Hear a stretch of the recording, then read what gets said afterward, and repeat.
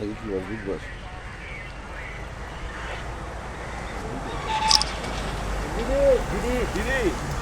দিদি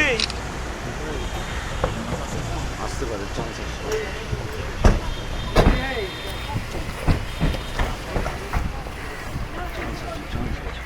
ফোনে আমরা আসতে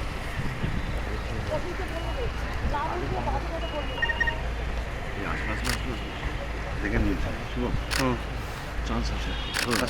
দিদি দিদি কংগ্রেসের সঙ্গে আমার কোনো কথা হয়নি, আমার কোনো কথা হয়নি এবং আমি প্রস্তাব দিয়েছিলাম, ওরা প্রথম দিনই প্রত্যাখ্যান করেছে। তখন থেকে আমাদের দল সিদ্ধান্ত নিয়েছে আমরা বাংলায় একা চলবো।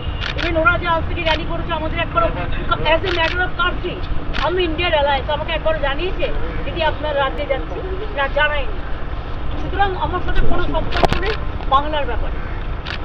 অল ইন্ডিয়ায় কী করবো না করবো আপনার ইলেকশন ভাববো, আমরা সেকুলার পার্টি, আমরা বিজেপিকে হারানোর জন্য যা করা হবে। কিন্তু এখন কোনো চর্চা নেই, মিথ্যে কথা, অ্যাবসলিউটলি রং।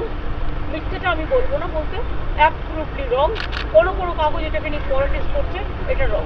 আর একটা কথা বলতে এই কাজের চেপকে নিয়ে অনেকে পলিটিক্স করছে। ও তো জেলা পরিষদের সভাধিপতি আছে, আর ওকেও দুটো দায়িত্ব দেওয়া হচ্ছে নাটক টেতুকরা।